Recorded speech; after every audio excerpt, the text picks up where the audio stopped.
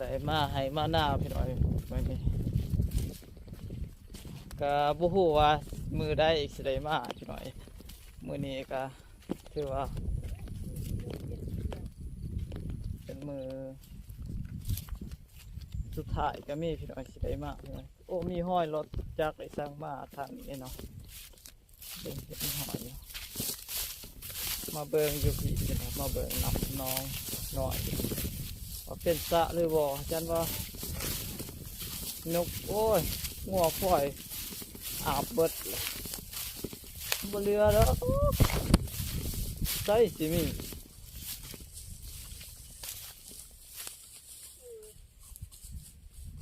ีแต่บวกมีแต่ขี้ตกมีหน่อยเป็นจิ๋วอันนี้ตายหมด ตายบ่เรืออันนี้แล้วกิน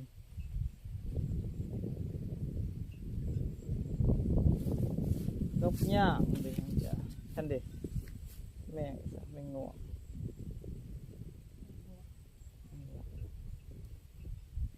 โดยทางนั้นนะสิมี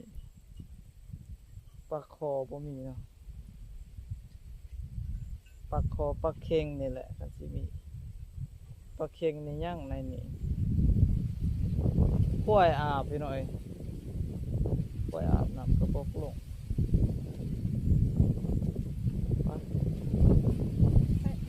จะปัดโซละ ทางนั้นเกี่ยวยังบ่ทันแล้วพี่หน่อย ตัวถึงน่าเกี่ยวแบบ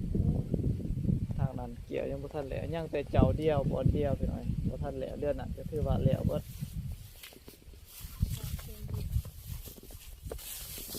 ก็คือแม่นบ่มีคนแหละโอ้อันนี้เขาสระว่านี่บ่จักเห็นน้ำมาทางนี้สิแม่นแหละน้ำใหม่ๆเปียกใหม่ๆปกติมันบ่เปียกปานนี้สิแม่นแหละเขาสระว่า มีคน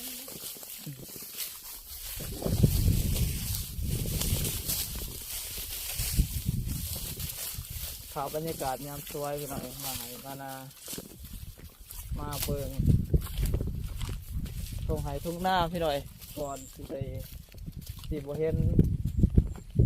มันชีวิตก่อนฤดูพี่หน่อย ต้องคือหลายจังเลย เอาผ้าตัดสิมาเฮ็ดนั่นให้เป็ดให้ไก่กิน